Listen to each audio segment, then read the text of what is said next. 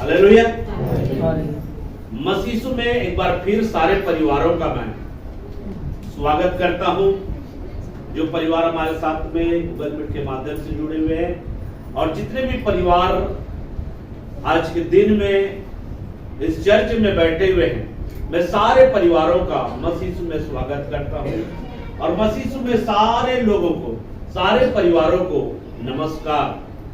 और प्रभु का मैं धन्यवाद करता हूं कि प्रभु की अनुग्रह और प्रभु की दया से एक बार फिर महान परमेश्वर के वचन के द्वारा सीखने और सिखाने का अनुग्रह मेरे जीवन में जोड़ा है। मैं प्रभु का धन्यवाद करता हूं। साथ साथ में सारे परिवारों का भी मैं धन्यवाद करता हूं कि आपने अपने बहुमूल्य समय प्रभु की संगति के लिए निकाला है, उनके वचन को सुनने के लिए निकाला है, दिया है। मैं विश्वास करता हूं कि प्रभु अपने वचनों के निमित्त आपके जीवन को क्या करेगा, आशीषमय करेगा।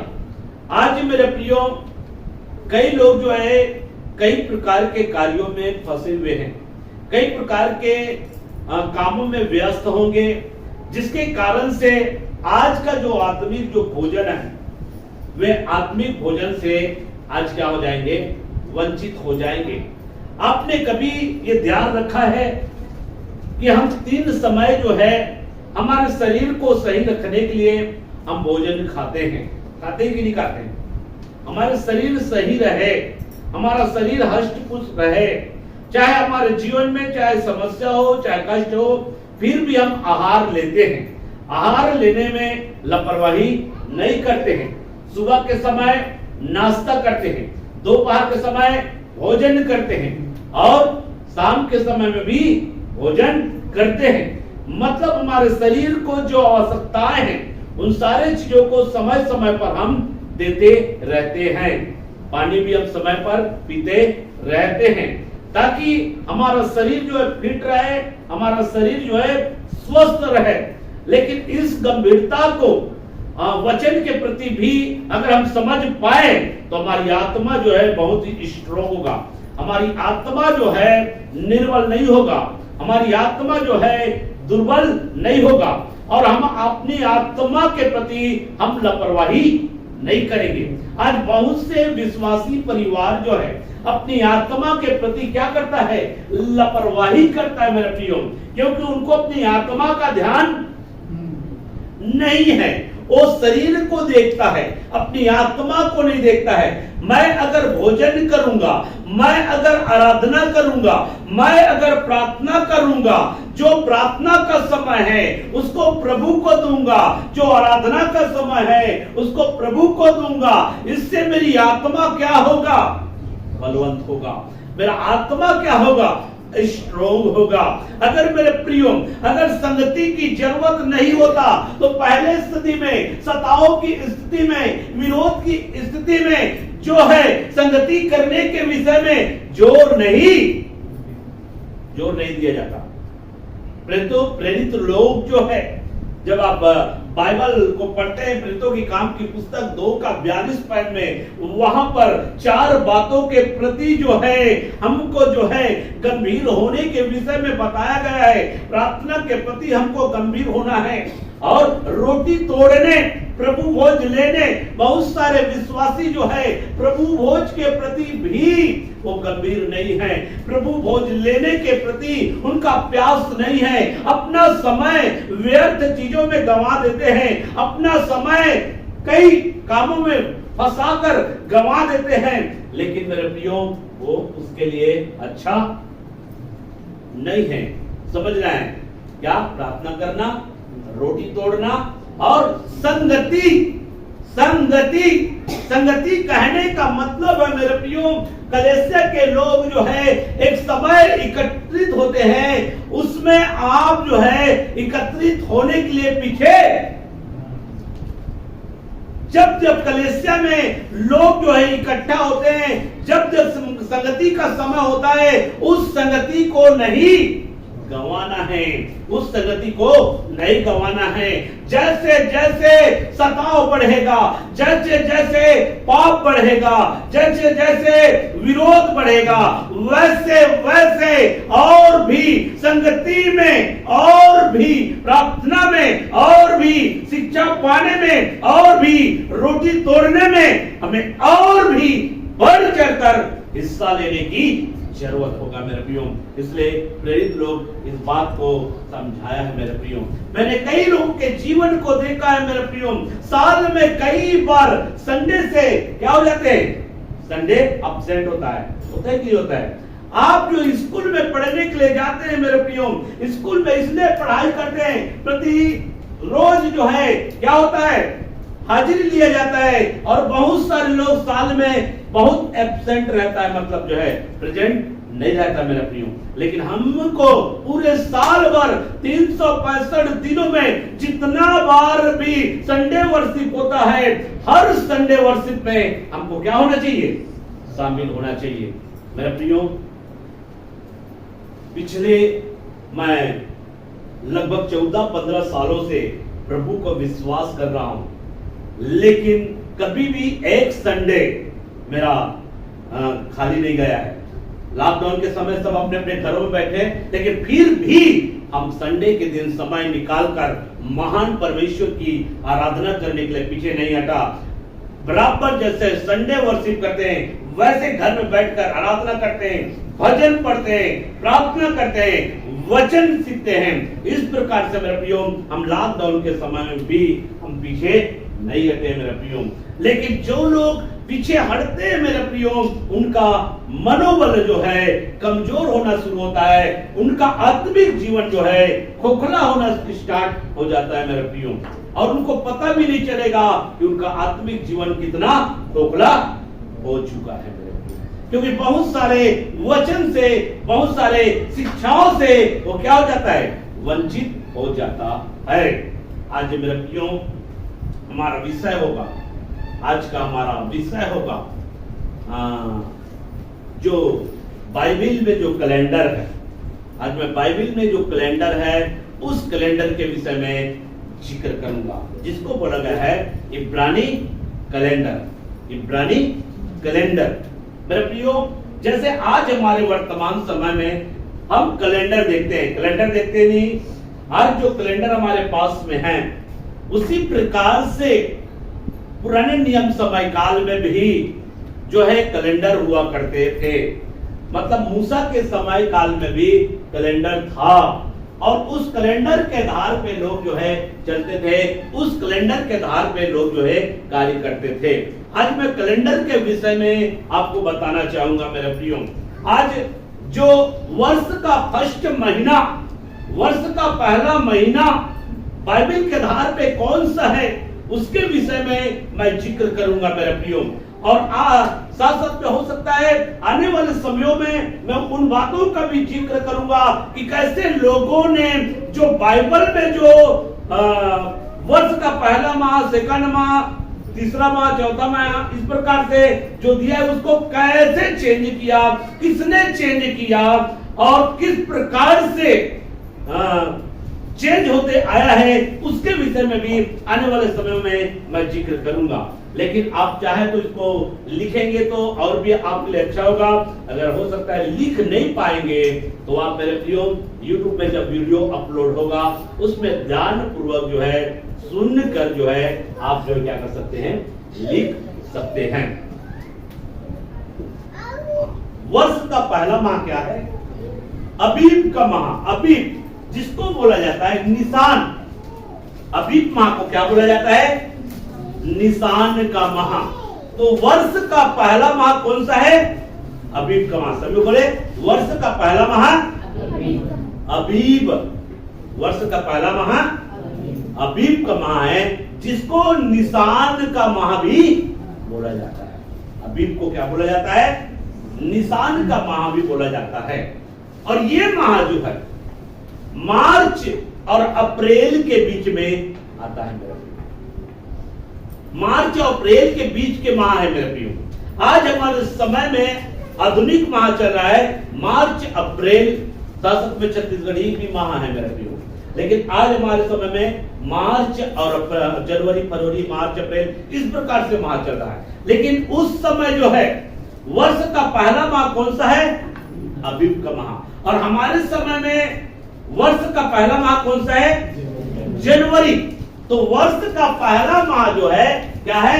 अबीब का माह, जिसको निसान का माह भी बोला गया है, जो मार्च और अप्रैल के बीच में आता है। मार्च और अप्रैल के बीच है। मार्च और अप्रैल का बीच का जो समय चलता है, मार्च और अप्रैल का जो कहा जाए मतलब जो ऋतुएं चलता है, उसी के बीच में अबीब का माह था मेरे प्रियो। पहले बाइबल कैलेंडर के आधार पे, और साथ साथ में इस अबीब माह के समय में कुछ पर्व मनाया जाता था। और पर्व का विषय में मैं जिक्र तो नहीं करूंगा, और पर्व के विषय में भी आने वाले समय में मैं जिक्र करूंगा। बाइबल की एक बातों को मैं जितना हो सके सिखाने का प्रयास करूंगा, जितना मैंने सीखा है।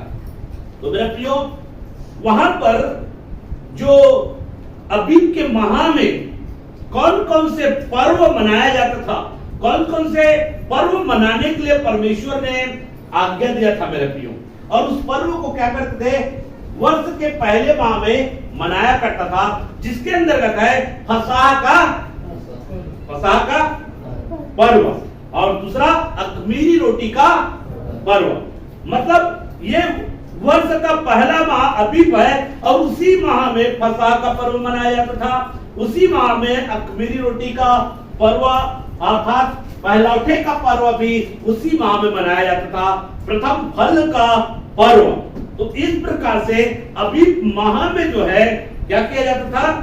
पर्व है, इजराइली लोगों के लिए पर्व है, और उस त्योहार को, उस पर्व को इजराइली लोग क्या करते थे? मनाते थे। लेकिन अबीब माह जो है वर्ष का पहला माह है, लेकिन इसके विषय में बाइबल में कहां-कहां बताया गया है, इसके विषय में भी हम देखेंगे। केवल हमारा उद्देश्य है अबीब माह का जिक्र बाइबल में कहां-कहां पे किया गया है, निसान माह का वर्णन कहां-कहां पे बाइबल में किया गया है, उसी के विषय में हम सीखेंगे मेरे प्रियो। तो वर्ष का पहला माह का जिक्र बाइबल में अगर देखेंगे तो निर्गमन की पुस्तक 12 अध्याय, निर्गमन की पुस्तक 12 अध्याय और उसका दूसरा पद को आप पढ़िए। लीजिए, यह महीना तुम लोगों के लिए आरंभ का ठहरे। यह महीना तुम लोगों के लिए आरंभ का ठहरे, अर्थात वर्ष का पहला महीना यही ठहरे। वर्ष का पहला महीना यही ठहरे। तेरा का इसमें पहला महीना का जिक्र बताया गया है, नाम नहीं बताया गया है। 13 का 4 पढ़िए। अबीब के महीने में आज के दिन तुम निकले हो। अबीब के महीने, यहाँ पे अबीब के महीने का वर्णन कर रहा है। अबीब के महीने में तुम लोग आज के दिन निकले हो, इसलिए जब यहोवा तुमको कनानी, हित्ती, एमोरी, हिब्बी, याबूसी लोगों के देश में पहुंचाएगा, जिसे देने की उसने तुम्हारे पुरखाओं से शपथ खाई थी, और जिसमें दूध और मधु की धाराएं बहती है। तब तुम इसी महीने में पर्व मनाना। इसी महीने में पर्व मनाना। यहाँ पे बताया जा रहा है अबीब का जो माह है वो वर्ष का क्या है? पहला माह है, जिसमें परमेश्वर ने मूसा को कहा था किसी वर्ष के पहला माह में आपको क्या बनाना है? पर्व मनाना है। इसका कहने का मतलब है बाइबल कैलेंडर के आधार पे वर्ष का पहला माह कौन सा है? अबीब का माह। बोलिए सभी लोग, वर्ष का पहला माह कौन सा है? अबीब का माह।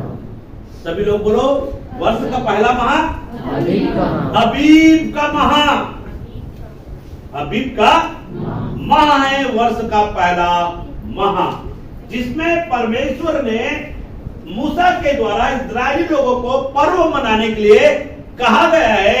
और उसी माह में फसह का पर्व मनाया जाता था, अख़मीरी रोटी का पर्व मनाया जाता था और प्रथम फल का भी पर्व मनाया जाता था, पहलौठे का पर्व मनाया जाता था।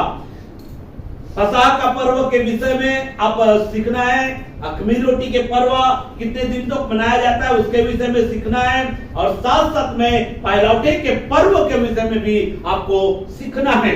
और ये सारे पर्व जो है यीशु मसीह को दर्शाता है मेरे प्रियो। इस सारे पर्व में यीशु मसीह का संदेश छिपा हुआ है। स्वयं यीशु मसीह को एक पर्व जो है क्या करता है, प्रतिछाया के रूप में प्रकट करता है इस पर्व। तो आइए अगला वचन और पढ़ लीजिए, 23 का 15 पढ़िए। 15 अख़मीरी रोटी का पर्व मानना, अख़मीरी रोटी का पर्व मानना, उसने मेरी आज्ञा के अनुसार अबीब महीने के, उसने मेरी आज्ञा के अनुसार अबीब, यहाँ पे भी आया अबीब महीने के नियत समय पर 7 दिन तक अख़मीरी रोटी खाया करना। यहाँ पे बताया जा रहा है 7 दिनों तक अख़मीरी रोटी खाया करना, क्योंकि उसी महीने में तुम मिस्र से निकल आए थे। उसी महीने में अबीब के माह में ही मिस्र के बीच से इस्राएल लोगों को परमेश्वर ने क्या निकाला था, बाहर निकाला था।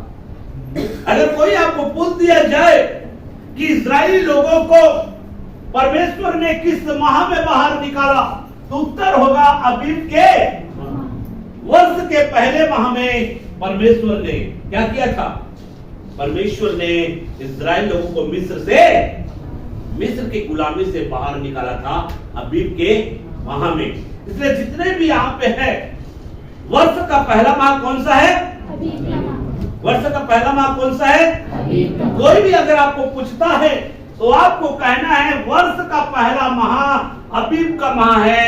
बाइबल कैलेंडर के आधार पे, बाइबल कैलेंडर के आधार पे वर्ष का पहला माह अबीब का माह है। और अबीब के माह में परमेश्वर ने इस्राएल लोगों को मिस्र की गुलामी से क्या किया है, बाहर निकाला है।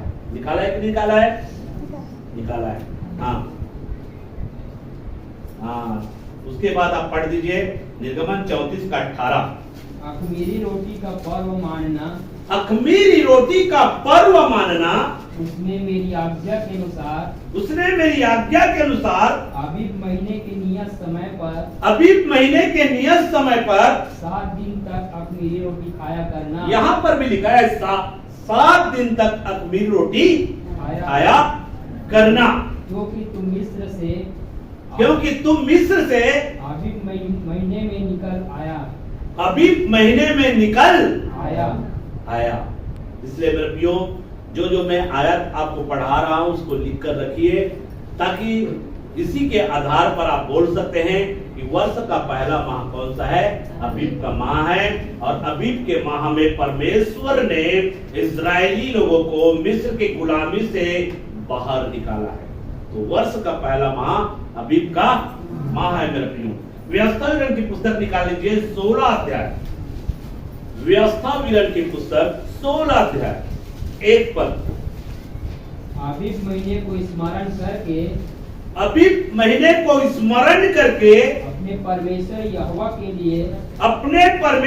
यहोवा के लिए फसह का पर्व मानना। देखो यहाँ पर अबीब माह में फसह का पर्व मानने के विषय में यहाँ पे बताया जा रहा है मेरे प्रियो। हाँ, क्योंकि अबीब महीने में तेरा परमेश्वर यहोवा रात को तुम्हें मिस्र से निकाल लाया, तुम्हें मिस्र से क्या किया, निकाल लाया। अबीब माह को, वर्ष के पहले महीने को ही परमेश्वर ने इस्राएली लोगों को क्या किया, मिस्र की गुलामी से बाहर निकाला है मेरे प्रियो।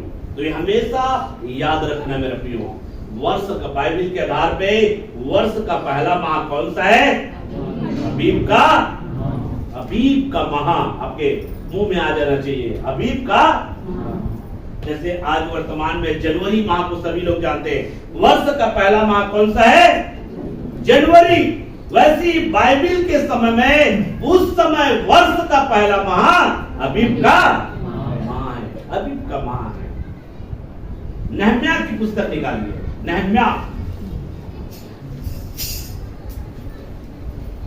दूसरा अध्याय 1 पद।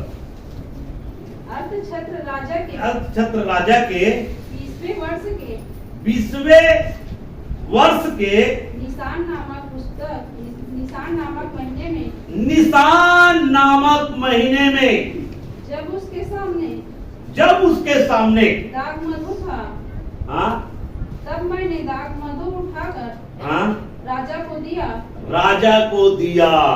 इससे पहले मैं हाँ, उसके सामने कभी उदास ना हुआ था। बस यहाँ पे भी बता रहा है निसान माह। निसान माह को अबीब माह कहा जाता है। ये अलग अलग माह नहीं है, उसी को अबीब माह बोलते हैं और उसी को निसान भी बोलते हैं। तो ये वर्ष का पहला माह है मेरे प्रियो। उसी प्रकार एस्तेर की पुस्तक निकाल लीजिए, एस्तेर की पुस्तक,